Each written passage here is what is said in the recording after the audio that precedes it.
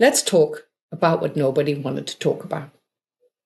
Most businesses don't fail because of a bad strategy.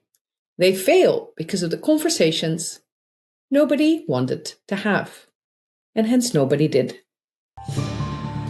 Leadership today isn't just about scaling. It's about navigating constant uncertainty, market disruptions, and high-pressure decisions. If you're dealing with chaos, bottlenecks, and relentless pressure, welcome to the Business Emergency Room.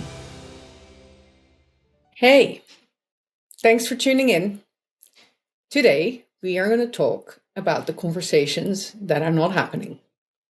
The difficult conversations we don't like and postpone, but hurt our business. Over the years, I have found in working with my various clients in any and all environments, there are a few typical subjects or situations where we avoid the difficult conversations, maybe even more than elsewhere. And so I've created you an old-fashioned top 5 of areas where I see conversations not happening that should be happening, that are directly impacting your bottom line. Before we get to those, I want to first talk about the topic in general. Difficult conversations. You might think that you are a little bit alone, or that you have a disproportionate amount of them, or that maybe you find it more difficult than others to have them. Well, let me debunk that myth straight away, because over 70% of employees say that they avoid difficult conversations with bosses, colleagues, or direct reports. There is no research to suggest that we as leaders are scoring anywhere different than that 70%, whilst we actually likely have to have more difficult conversations than the people lower down in the ranks. More than half of employees report ignoring or avoiding toxic situations rather than confronting them.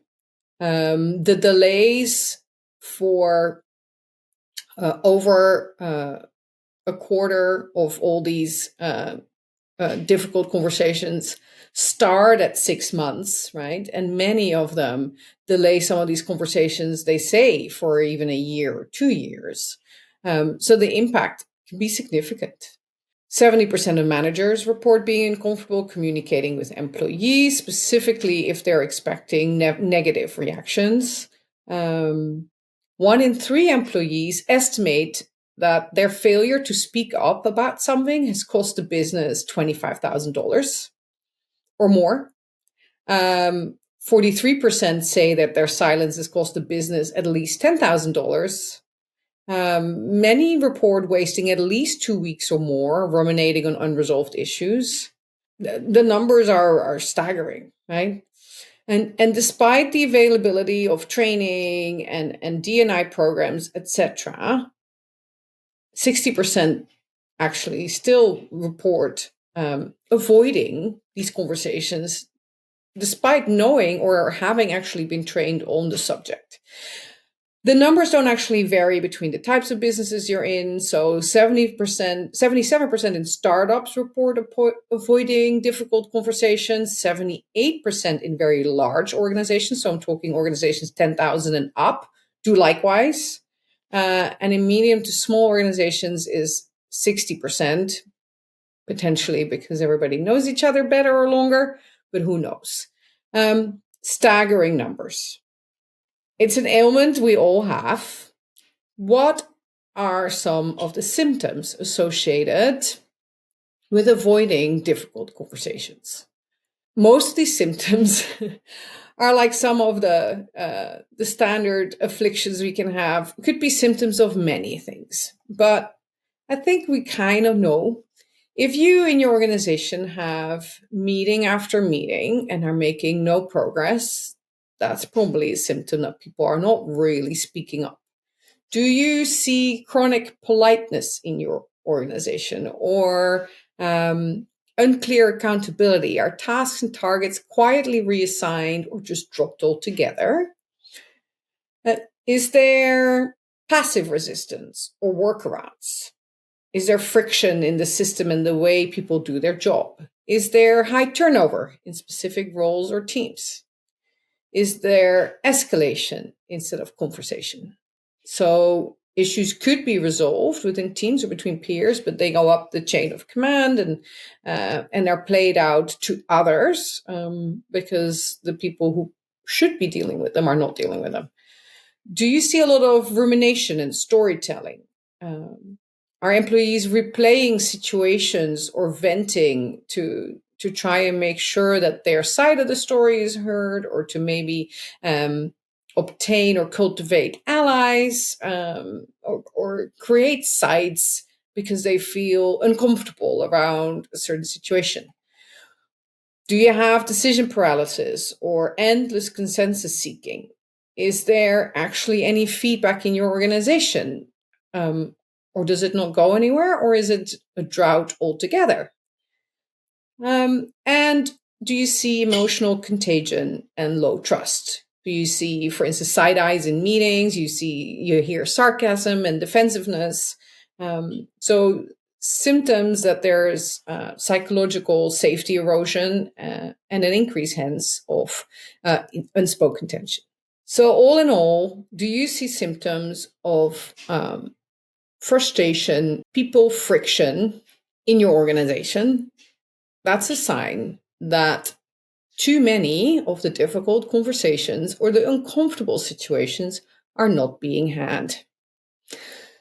Before we talk about what to maybe do about that, I wanted to go to that top 5. So this is looking back about 10 plus years of various cases of organizations and businesses that were in turmoil, and looking at where the conversations should have happened but didn't happen, and resulted in damage to the business, right? And contributed to the business being in the situation it was. I want to start with number 5. In at 5, to me, is the personal conflicts. And we all know them. In almost any organization, there is at least 2 individuals who, at a very fundamental personal level, don't get along. And we all know it, and we all see it, and typically very little gets done about it. If you're lucky, these people do not work very closely together. And so although that dysfunctionality in the personal relationship is visible, it may not impact the work drastically. Unfortunately, we also see it way too often directly impacting the work, the working across silos, the collaboration, the actually alignment behind shared goals. I want to draw that topic out a little bit further because I believe that many of those grow. And there is often lack of attention to functioning style and working style, and there may not have been enough past clarity in the past about roles and accountability. So some of this might be a turf war. But there is also something around personal style and preference that we all can do, and all can keep an eye out for, and I call those personal allergy triggers. So on an individual basis, we all have things that drive us nuts, or that when the pressure increases, triggers us disproportionately. All these businesses were in overload mode long before they got into real trouble. So perpetually working under stress and under a lot of pressure. And so personal triggers are a big deal and can be really build up, be the cause of a build up to more extreme personality conflicts. So as an example, personally, I am really allergic to patronizing behavior. Rightly or wrongly, I know that I get triggered by that. And if I'm working harder, and if I'm more tired, and I'm already giving maybe more than I have to give, I'm triggered so much quicker. I used to not say anything, build up resentment, build up more resentment. And even if somewhere deep down below in my more rational moments, I could see that people didn't mean it that way or didn't mean it negatively, it still caused me to really fundamentally dislike working with people. And that's not good. So if you have these triggers, if you know what these triggers are and you work closely with individuals who repeatedly trigger you, those are conversations that need to happen. You need to bring that out to the surface before things fester. If things have festered and there is a personal dysfunctional relationship, I'd say an intervention is warranted and either or both parties need to go. We all know if relationships are beyond salvage and beyond repair, it's not healthy as a leader for your business to let that exist. So it's up to us also personally to ensure that we don't get into these situations. So long number 5, but number 5 is about friction of a personal nature. Then at number 4, I've labeled it junior staff versus seniority barriers, but it's a hierarchy thing.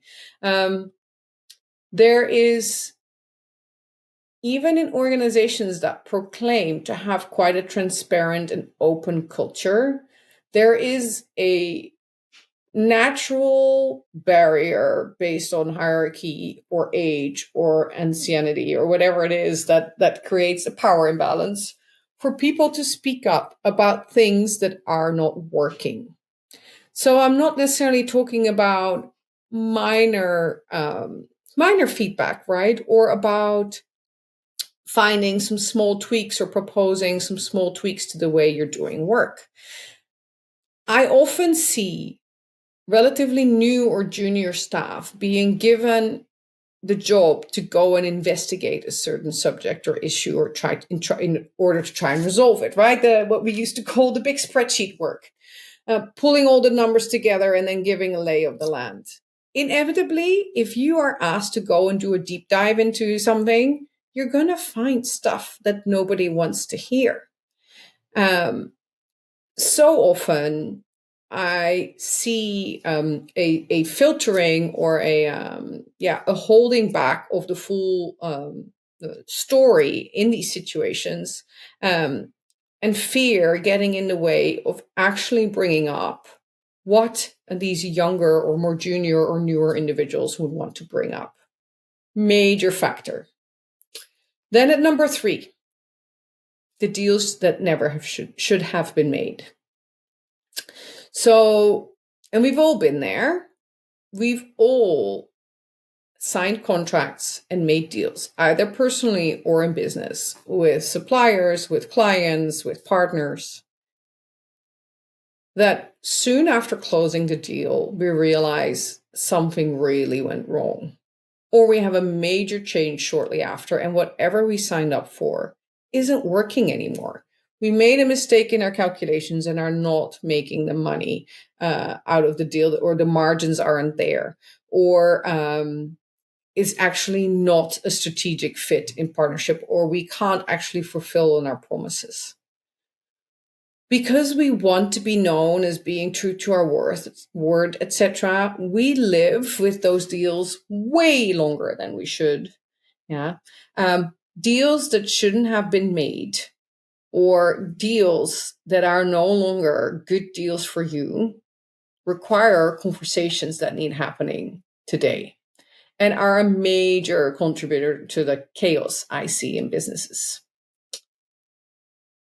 Then, at number 2, legacy employees that no longer fit your organization. Legacy sounds maybe, yeah. The long timers that you have in your organization that maybe no longer fit, or a significant change in needs or roles in some key positions in your organizations.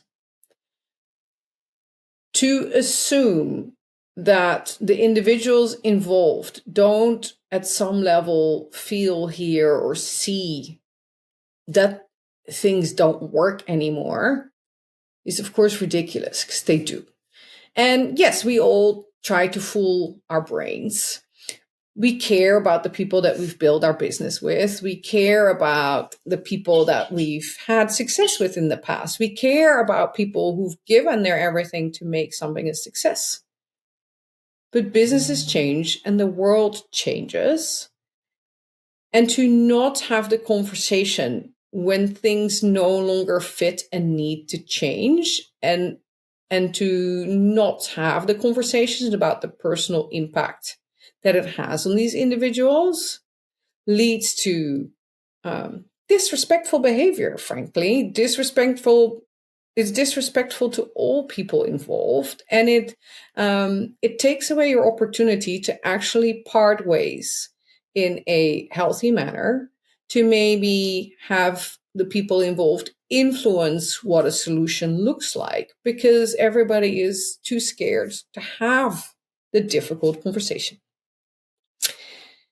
And then last but not least, maybe one that surprises you, but one that I would say has a 90 to 95% occurrence score in the situations I see, which is around the communication on the C-suite performance, or performance management of the C-suite in general.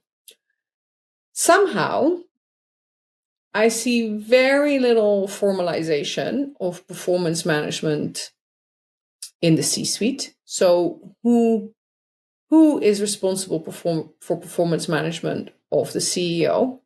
Or is there any at all? Or is that self-selected by maybe means of a coach? Those are usually the better situations. Also within the C-suite, apart from complicated power relationships, you're all typically peers. So how does performance management work in that space? Well, typically it doesn't.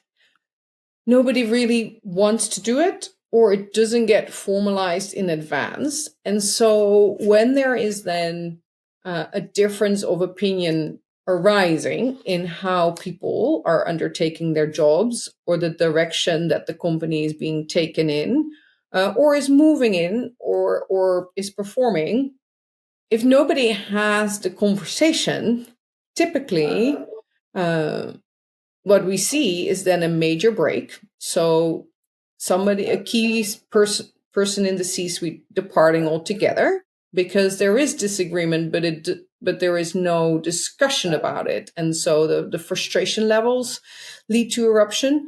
Or the boards or the investors maybe talk amongst themselves or in a small group, but don't create a feedback loop and don't have the conversation, and then hire somebody like me.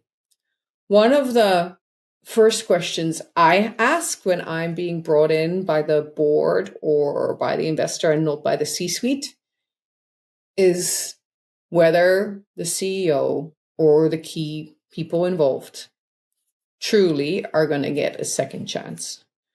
Because if things are so far down the road and they've never said anything, but they've lost trust so completely, some other conversations need to happen, right? I have also been able to open the eyes of the board or an investor at times and said, okay, you are actually speaking as if you already have made up your mind that this is not going to work. So let's have that conversation. And then we talked about whether any and all feedback was ever given, and whether they believed that if there would be difficult conversations about the performance of the CEO or others in the C-suite, whether these people would actually be willing to take some of that on board, or all of it on board, and would actually be able to do something with it. And if fundamentally these people were those with the right skill set and the right attitude, and overall the right people to take those businesses forward. And so, yes, a change in direction here is possible, but that's a conversation that needs to happen. How is your C-suite performing? Who is doing that performance management? Who is having that conversation, and where does that end? Those are conversations I see too seldom happening. So that's my top 5. Before we go to how to maybe actually do better in this space. Let's acknowledge why we avoid them, right? We have fear of hurting relationships and reputations. We worry about legal, financial, or reputational consequences. There is maybe cultural norms discouraging confrontation. Many of us also don't have an awful lot of practice with these type of conversations. So we have uncertainty about how to start or structure them. We have personal discomfort with vulnerability or with conflict. We're humans, right? This is not a nice thing to do. This is difficult. The best thing about life is all these other people. The hardest thing about life is also all these other people. So, what are my tips for having those difficult conversations? The first one might not be a big surprise. My first tip for actually having these difficult conversations is have it now. And maybe a way to start your thinking here is, how does waiting make the situation any better? Or how does it make it worse? Because ultimately, not having the conversation, we all deep down know, right? The damage it's already doing, the damage that's maybe already been done by waiting too long. Also, think of it in terms of respect to all involved. How would you feel if somebody really should have a difficult conversation with you and is not having that conversation with you and has been delaying that and been delaying that? Inevitably, 99% of us say, why did you not come to me sooner with this? So why not have the respect to have that with others? In the example of the deal that you maybe never should have made, if that's not the right deal, trying to honor it or keep it going is not good for your business. You need to end it sooner rather than later. And if there's some penalty cost involved, well, figure out how to live with that. All right. Then I'm a great proponent of naming the actual tension early. We all know that that's a difficult conversation. So why not say that? Why not acknowledge the discomfort directly? This might be an awkward conversation. Maybe this is a conversation we should have had earlier, but we're having it now. It's important. It signals that you have courage, and it normalizes an honest and open dialogue. It's reducing the unspoken power of avoidance. It's actually courageous to say, I also find this difficult. Because there's some things that need to be said.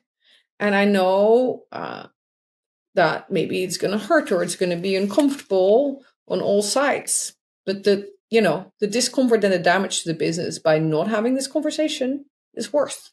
So let's have it.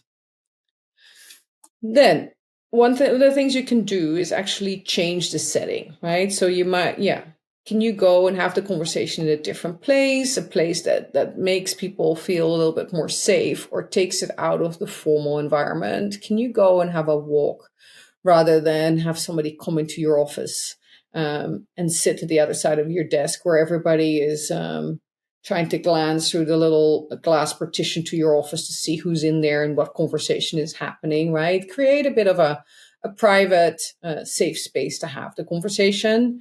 Maybe a place that's more neutral for all involved, and a place that allows others to walk away after without an audience to process. Tip number 4 is that you need to start with clarity and non-emotion, right? So you need to know what the message is you want to convey, have it written down, know the points that need to be made, but talk about and start your conversation with observable facts, right? What happens, what's missing, what needs to change. If there's opinions or reactions, right, use I statements or say, I know that there's been some others in the organization who've said this, but make it clear saying, hey, I'm aware that there's opinions on this side. These are the facts. These are some of the opinions that are going around. But keep it to the point also. Pauses are okay. Don't build in more excuses than is needed. Don't muddle what you need to convey. Try to be as clear as you can And that comes with preparation. You want to also allow the other side to respond. If you get a very emotional reaction, let the steam blow off, right? Let the steam blow off.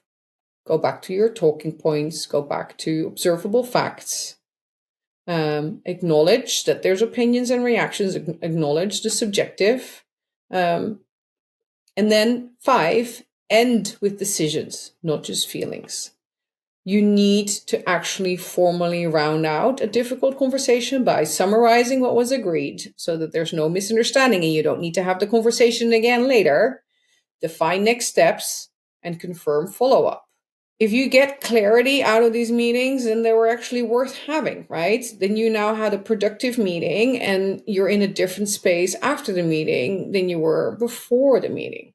Also, very few of these meetings are final. So agree what the ongoing conversation is or the follow-up is. Make sure that you also tee that up such that people do not believe that you suddenly are going to have the same conversation again a week from now, thinking that you will have calmed down by then, or they might have calmed by then, and then it will have be the same discussion, but with a different outcome. No, the next engagement will be a follow-up for next steps from where you are today.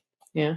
So in conclusion, there are quite a few conversations we don't have. We know what they are. We deep down, we see that we're not having them. I gave you my top 5 of the ones that are most damaging to business. Starting with at 5, the very personal, right? The triggering, the personality clashes, to in the middle, the deals that shouldn't have happened. So conversations with commercial partners and strategic partners. And then 1, leadership performance.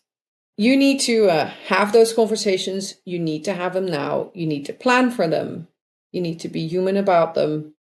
Create a safe and open space to communicate. Stick to what needs conveying and strive for clarity. But most important of all, have them now. And if you need some help, find people in your organization or externally who have more experience than you do in having these conversations. Practice with them. Let them help you set up a strategy how to have the conversation. Maybe you have access to HR reps that can help you with this. They definitely have more experience in this. Or a business coach or somebody like me. Get some help in figuring out how to structure your conversation and have them tomorrow or yesterday. Not 6 months from now. Don't let things fester. Better for everybody. Thanks for tuning in this week. Looking forward to having you back on the next episode. Bye. That's it for this episode of the Business Emergency Room. If you are currently dealing with chaos or disruption in your business, please reach out. You can email, text, or call, and I will find a way to connect with you within 24 hours. I've helped others steer out of the storm, and I know I can help you too. Talk soon. Please like, subscribe, and share.